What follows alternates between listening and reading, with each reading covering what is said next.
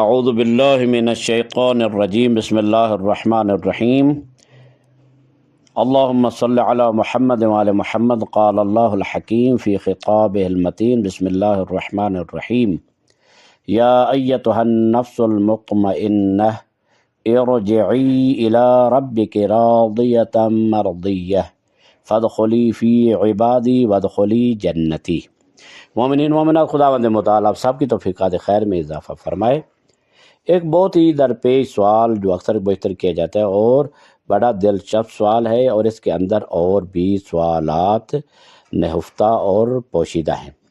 وہ یہ ہے کہ عالم برزخ میں ارواح کیا کرتی ہیں۔ سوال بنتا بھی ہے کہ عالم برزخ میں جب انسان یہاں سے چلا جاتا ہے تو وہاں پر روحیں کسی کام میں مشغول ہوتی ہیں یا بالکل انجماد ہوتا ہے، منجمد ہو جاتی ہیں، وہاں پر کوئی بڑھاؤ چڑھاؤ کوئی چیز نہیں ہوتا۔ تو اس بارے میں آپ کی خدمت میں عرض کرنا ہے، انشاءاللہ توجہ سے سماعت فرمائیں گے اور بحث مزیدار مفید بھی ثابت ہوگی۔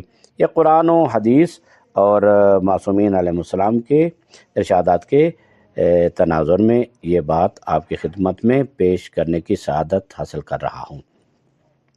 مومن انسان برزخی جنت میں بڑھتے ہیں اور آہستہ آہستہ تکمیل کے مراحل طے کرتے ہیں۔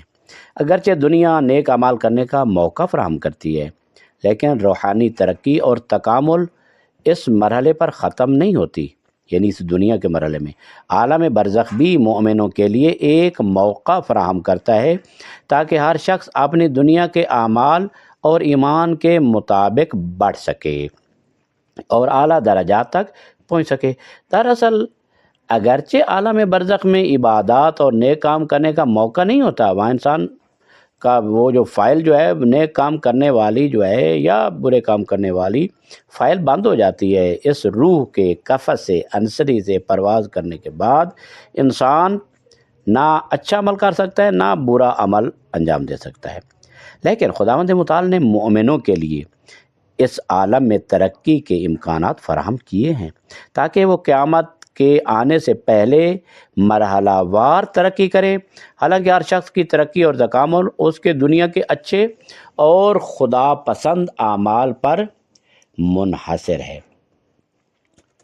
محققین کے مطابق وہ فرماتے ہیں کہ عالم برزخ میں ترقی اور کمال کے حالات اور اس عالم کی خصوصیات کا جائزہ جو ہے قرآن و احادیث میں لیا گیا ہے۔ ان کے مطابق محققین فرماتے ہیں کہ تمام مومنین اور وہ لوگ جو دنیا میں نیک کاموں میں مشغول تھے برزخ میں ترقی کر رہے ہیں، تاکہ جتنا زیادہ کوئی شخص دنیا میں اعمال کرے گا وہ ترقی کرے گا، اتنا ہی عالم برزخ میں اس کی ترقی کی رفتار بھی زیادہ ہوگی۔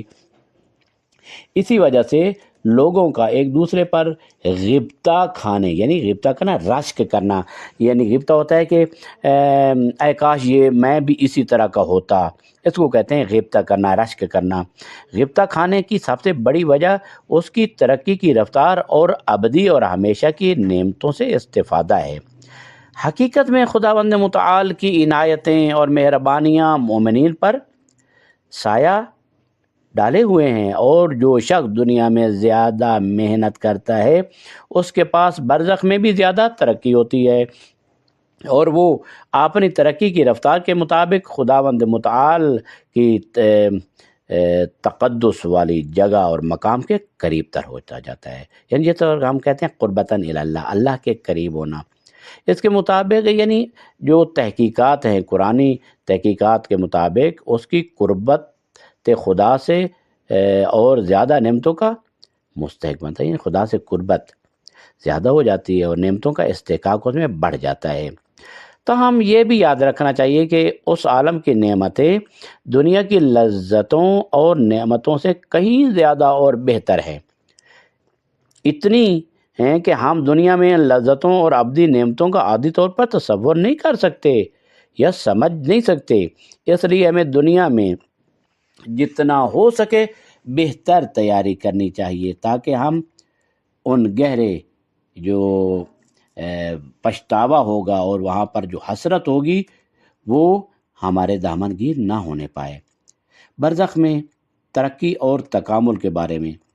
ایک سوال جو برزخ کے عالم کے بارے میں آتا ہے وہ یہ ہے کہ وہاں انسان کی روحیں کس کام میں مصروف ہیں۔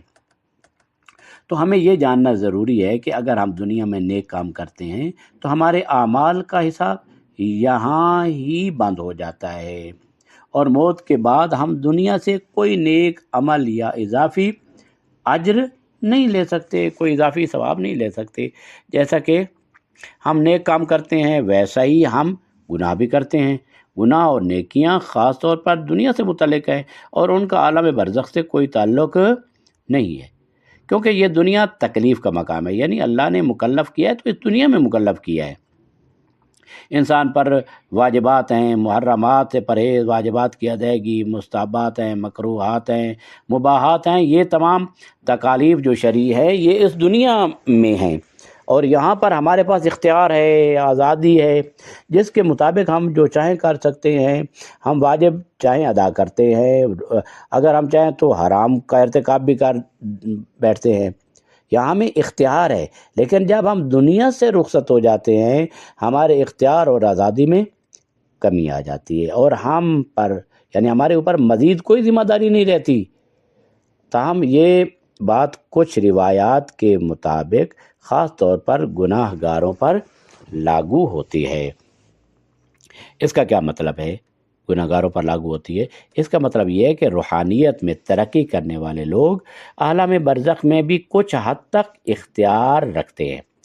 وہ دوسرے انسانوں کی روحوں کی نسبت زیادہ آزاد ہوتے ہیں، اور مثال کے طور پر وہ دنیا کی خاندان سے ملاقات کر سکتے ہیں اور ان کی حالات جو ہیں وہ دریافت کر سکتے ہیں۔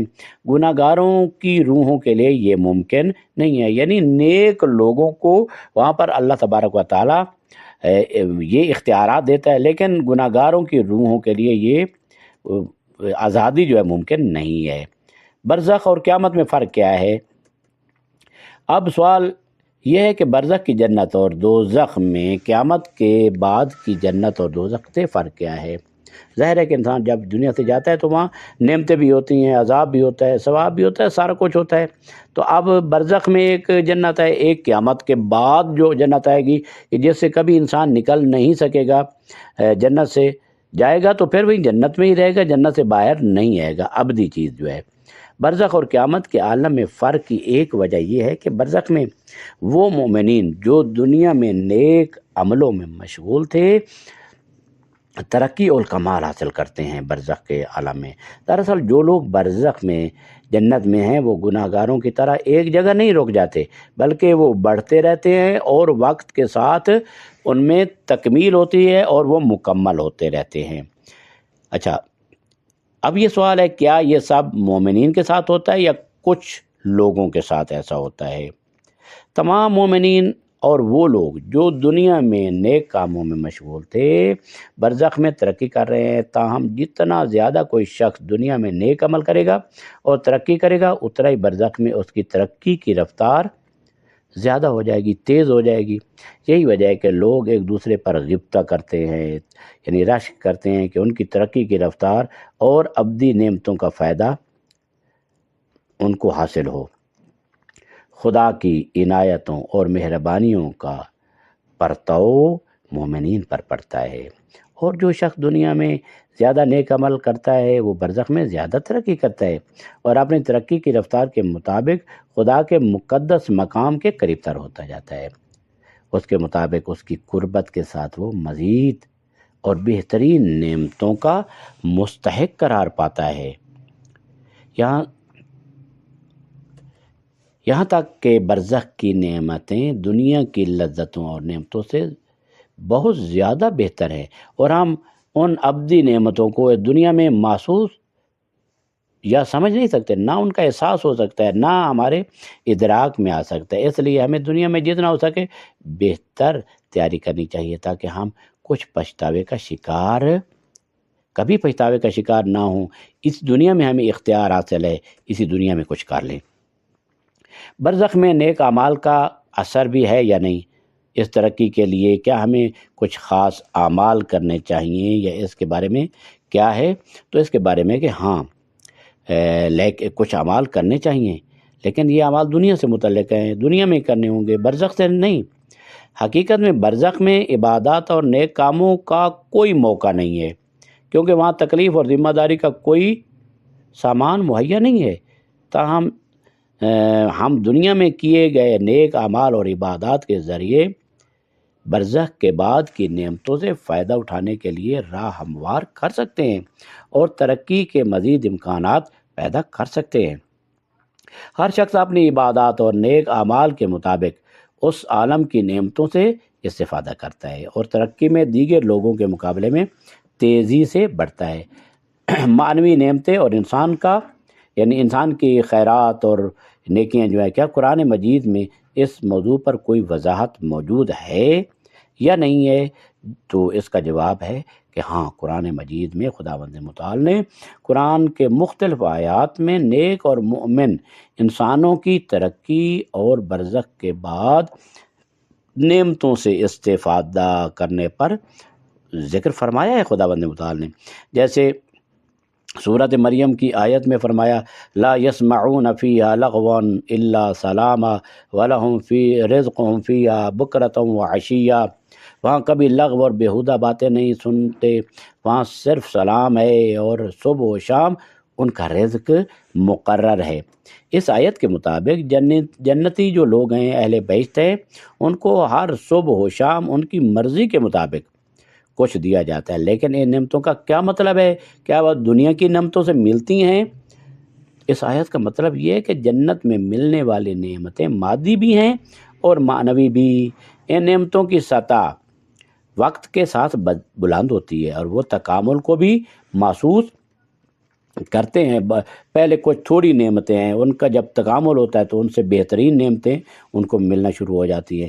نبی مکرم اسلام صلی اللہ علیہ وآلہ وسلم نے ایک حدیث میں ارشاد فرمایا کہ جنتی لوگوں کو وہ تحفے ملیں گے جو انہوں نے دنیا میں نماز کے اوقات میں حاصل کیے تھے، اور فرشتے ان پر سلام کریں گے۔ یعنی نماز کے اوقات کی پابندی کرنا، اول وقت میں نماز پڑھنا، نماز کی قدر و قیمت کو جاننا۔ ایک انسان نماز پڑھتا ہے لیکن نماز کی قدر اس کے دل میں نہیں ہے، اس کی معرفت اس کے دل میں نہیں ہے، تو اس کے مطابق اس کو وہاں پر اجر ملے گا۔ نماز کی قدر بھی کرے، نماز کو اول اوقات میں بھی پڑھے، خشوع و خضوع کے ساتھ پڑھے، تو خداوند متعال اس کو وہ نعمتیں عطا فرمائے گا جو اس کی آنکھ نے نہ دیکھی ہوں گی اور نہ کانوں نے سنی ہوں گی، اور فرشتے ان پر کیا کریں گے؟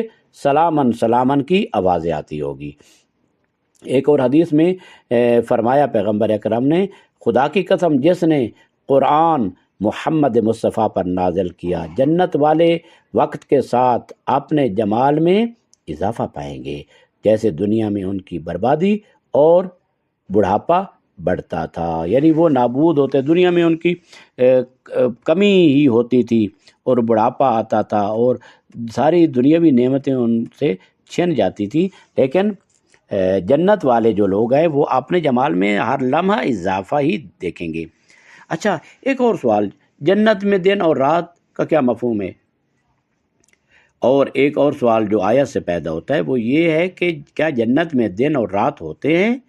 جب خدا نے فرمایا کہ ہر صبح اور شام نعمتیں انہیں دی جاتی ہیں، تو یہ بات ذہن میں رکھنا چاہیے کہ جنت ایک روشن جگہ ہے، وہاں دن کا تصور نہیں ہوتا، وہاں ہمیشہ روشنی ہوتی ہے، لیکن یہ روشنی کبھی کم و زیادہ ہوتی ہے، جس کے ساتھ جنتی لوگ دن اور رات کا احساس کرتے ہیں۔ ان کو محسوس ہوتا ہے کہ دن ہو گیا یا رات ہو گئی۔ یہ روشنی وہاں ایسے نہیں جس طرح کہ یہاں سورج چڑھتا ہے اور دن اور رات پیدا ہوتے ہیں اور یہ چیزیں، یہاں تو سورج کے ساتھ ہے، وہاں یہ سورج تو نہیں ہے، لہذا وہاں پر روشنی میں کمی و زیادتی ہوتی ہے۔ جہاں وہ استراحت کا سامان ان کے لیے مہیا ہوتا ہے، جب کمی ہو جاتی ہے تو وہ محسوس کرتے ہیں کہ رات ہے، اور جب روشن ہو جاتی ہے جنت زیادہ تو محسوس کرتے ہیں کہ یہ دن ہو گیا۔ اس کا مطلب یہ ہے کہ جنت میں ہر وہ چیز موجود ہے جو جنتیوں کی مرضی ہے، بلوں ہے۔ خداوند متعال قرآن میں ارشاد فرماتا ہے، ما تشتہی الانفس وتلذ الاعین، وہاں پر جو کچھ ان کا دل چاہے گا اور جو ان کی آنکھیں جس سے لذت حاصل کریں گی ان کے لیے ہوگا، اور کچھ خاص نعمتیں ہیں جو مخصوص اوقات میں ان کے لیے تیار کی جاتی ہے۔ ان نعمتوں کو دنیا کی مادیات کے ساتھ ہم نہ تقابل کر سکتے اور نہ ہی سمجھ سکتے ہیں۔ اچھا، برزخی جنت، اس کے بارے میں کیا ان بیانات کے ساتھ ہی ہم یہ نتیجہ لے سکتے ہیں کہ برزخ کی جنت ایک مومن انسان کے کمال کے لیے موقع فراہم کرتی ہے؟ یہ سوال ہے، تو اس کا جواب ہے بالکل ایسا ہی ہے، صحیح ہے۔ برزخ کی جنت واقعی مومنوں کو خدا کی نعمتوں میں رنگین ہونے کا موقع فراہم کرتی ہے، تاکہ وہ وہاں پر بھی کمال حاصل کریں اور قیامت میں اپنے حساب کے وقت کامیاب تر ہو جائیں۔ قرآن کی ایک آیت جو اس موضوع کی طرف اشارہ کر رہی ہے وہ یہ ہے، اِنَّا أَنشَأْنَاهُنَّ إِنشَاءً، ہم نے انہیں نئی زندگی عطا کی۔ کوئی تفسیروں میں یہ کہا گیا ہے کہ یہ آیت مومنین کے ساتھیوں کو بھی ظاہر کرتی ہے جنہیں خدا اپنے کرم سے اس عالم میں نئی زندگی دے گا اور وہ جوانی اور تازگی کی حالت میں جنت میں داخل ہوں گے۔ اچھا، انسان کے درجات میں فرق، ظاہر درجات میں فرق تو ہے، تو یہ سوال ہے کیا عالم برزخ میں سب مومنین یکساں ترقی اور کمال رکھتے ہیں یا ان کے مراتب میں فرق ہے؟ تو اس کا جواب جو ہے، ہر انسان کا ترقی اور کمال برزخ میں اس بات پر منحصر ہے کہ وہ دنیا میں کتنے زیادہ مومن، خدا شناس اور پرہیزگار رہے۔ یعنی انسان کے بارے میں اس کی خدا کے بارے میں شناخت کیا تھی، پرہیزگار کتنا تھا، تقوی اس کا کتنا تھا، حلال کتنا استعمال کرتا تھا، حرام سے کتنا بچتا تھا۔ جو شخص دنیا میں عبادات اور توحید میں یعنی خدا کی وحدانیت کی فکر میں زیادہ مشغول رہتا ہے اور زیادہ نیک عمل کرتا ہے، وہ برزخ میں بھی اتنی تیزی سے ترقی کرتا ہے۔ اس لیے جنتیوں کے درجات بھی ایک دوسرے سے مختلف ہوتے ہیں، کچھ لوگ اعلیٰ درجات میں ہیں اور کچھ نیچے درجات میں۔ سب لوگ اس بات سے آگاہ ہیں کہ ان کے درجات میں فرق ان کے دنیا کے اعمال کی وجہ سے ہے، اور یہ طبیعی سی بات ہے۔ خود قرآن مجید میں ارشاد رب العزت ہوتا ہے، وَلِكُلٍّ دَرَجَاتٌ مِّمَّا عَمِلُوا وَمَا رَبُّكَ بِغَافِلٍ عَمَّا يَعْمَلُونَ، اور ہر ایک کے لیے درجات ہیں جو اس نے کیے ہیں، اور تمہارا رب جو کچھ وہ کرتے ہیں اس سے غافل نہیں ہے۔ لہذا اس کا مطلب یہ ہے کہ برزخ کی جنت میں ہر شخص کی ترقی اس کی دنیا میں کی جانے والی عبادات اور صالح اعمال پر منحصر ہے، اور ہر شخص کو اس کے عمل کے مطابق درجے دیے جاتے ہیں۔ لہذا ان معروضات کے مطابق یہ تمام چیزیں واضح اور روشن ہیں۔ ہمارے لیے کیا عالم ہے فکریہ ہے؟ ہمارے لیے یہ ہے کہ ہم جتنا بھی ہو سکتا ہے اس دنیا میں نیکیوں کو کما لیں، برائیوں سے بچیں اور اخلاق کریمہ اپنائیں، اور جو ہمارے نفس کی، ہماری روح کی بیماریاں ہیں ان کو ختم کرنے کی کوشش کریں۔ اللہ نے بہت زیادہ امکانات اور بہت زیادہ اسباب فراہم کیے ہیں، لہذا ہر انسان، جس طرح خداوند متعال ارشاد فرماتا ہے کہ وَهَدَيْنَاهُ السَّبِيلَ، اور ہم نے انسان کو راستہ دکھا دیا، اب چاہے تو شکر کرے چاہے تو اللہ کی نعمتوں کا کفران کرے۔ لہذا اللہ نے ہمیں جو اس دنیا میں اختیار دیا ہوا ہے، ہم اس اختیار سے سوء استفادہ نہ کریں، اچھا فائدہ حاصل کریں اور نیک اعمال کرتے ہوئے جب بارگاہ عزتی میں جائیں تو وہاں پر شرمندگی محسوس نہ کریں۔ جب امیر المومنین کی زیارت کریں تو ہم خوش ہوں، اور مولا بھی ہمیں دیکھ کر خوش ہوں کہ یہ میرا مومن دنیا سے آ رہا ہے تو مجھے دیکھ کر خوش ہو رہا ہے، اور مولا اس کو دیکھ کر خوش ہو جائے۔ البتہ امام محمد باقر علیہ السلام فرماتے ہیں، اے مومنوں، اپنے نیک اعمال انجام دو، برائیوں سے بچو، ہماری خدا کے ساتھ کوئی رشتہ داری نہیں ہے بلکہ ہم بھی خدا کے بندے ہیں، لہٰذا اپنے نیک اعمال برزخ تک تو کم از کم برزخ کی زندگی تک نیک اعمال تو کر کے آؤ، انشاءاللہ قیامت والے دن ہم آپ کی شفاعت کریں گے، سفارش کریں گے لیکن مسئلہ یہی برزخ کا ہے۔ اللہ جانے ہماری برزخ کتنی ہوگی یہ کوئی پتہ نہیں ہے۔ ہم دعا گو ہیں پروردگارہ ہمیں اس دنیا میں بھی کامیابی عطا فرما اور آخرت میں بھی کامیابی عطا فرما، اور ہمیں محمد و آل محمد کے ساتھ معشور فرما، اور ہمیں برائیوں سے نجات عطا فرما، نیکیوں کی توفیق عطا فرما۔ وصلی اللہ علی محمد و آلہ الطاہرین۔